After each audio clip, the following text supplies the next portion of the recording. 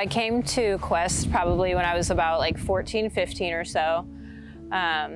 It was awesome here. I loved it here. I had so much fun, but I didn't necessarily believe in God at the time. I didn't really ask a lot of questions about it. I was just kind of here for some fun. And then it was about last year, so like later on in my life, I started to truly believe in God. I had crazy things happen to me. It was about like last June or so, where I just had a huge like God moment. Yeah, so I was just living my life. Me and my husband, we ran off to a courthouse to get married in January of last year. And then months go by. I think I have a perfect life, when subconsciously I knew I didn't. And there was one weekend where I went in the backyard and I was praying to the sky, because that's what I would do. I would just pray to the universe. And I prayed for direction. I had direction in what I thought I was praying for in my career. God had other plans. So the very next day, I lose everything.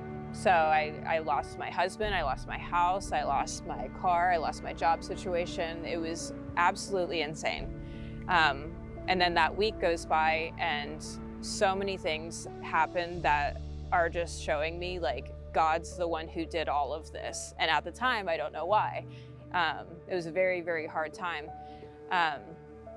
But the very next day when I woke up on my friend's couch, I go outside, I'm about to leave, and there was this lady across the street about like 6 houses down, and she's just staring at me. And then she walks over to me, and I'm just waiting in my car because I'm like, this lady wants to talk to me, like, what is this? And she was like, I normally don't do this, but God told me to come over to you and pray for you.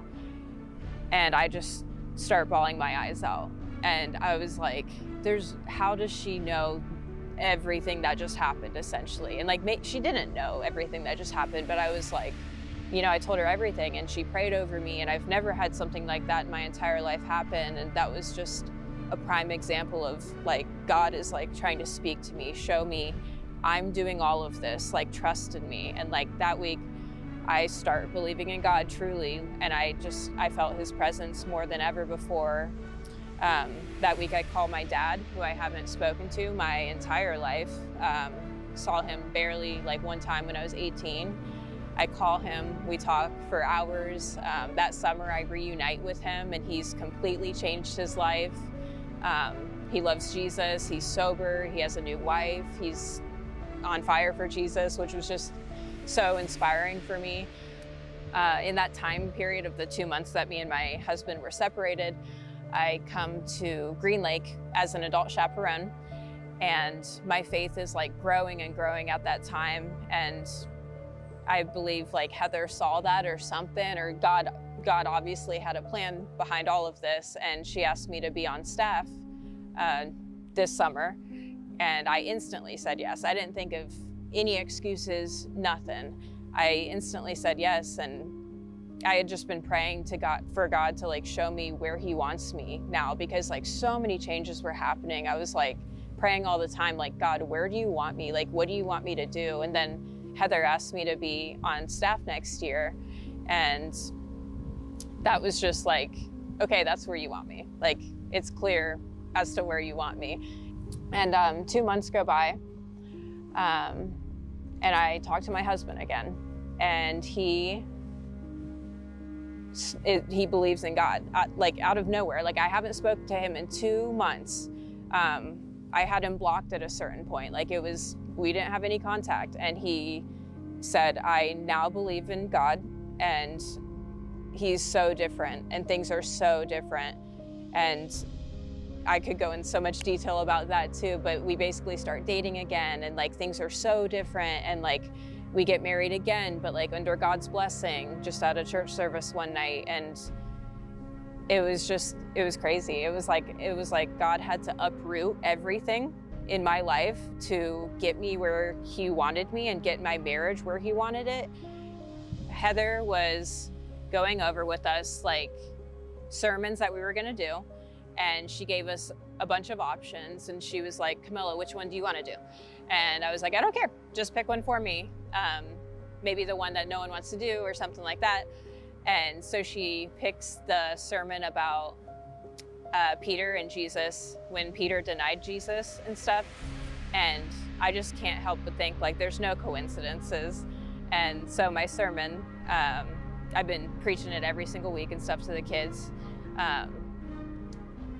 When Peter denies Jesus 3 times, at the end, Jesus says, "If you love me, feed my sheep." So that to me said, if you love me, like if you love Jesus, take care of his people, care about what he cares about, care about his sheep, care about his people. So that kind of showed me, like, that's what I'm doing here. Like, I'm caring for his sheep, I'm caring for his people. And that sermon was not a coincidence that I've been preaching that every single week. And yeah, so that's kind of like the prime example of why I'm here, why I'm at Quest, why it's changed my life, and it's just meant so much to me, is to just be less of myself and more of God, you know, like care about the people, care about the kids, care about speaking Jesus into their life, care about just listening to the kids if that's what they need.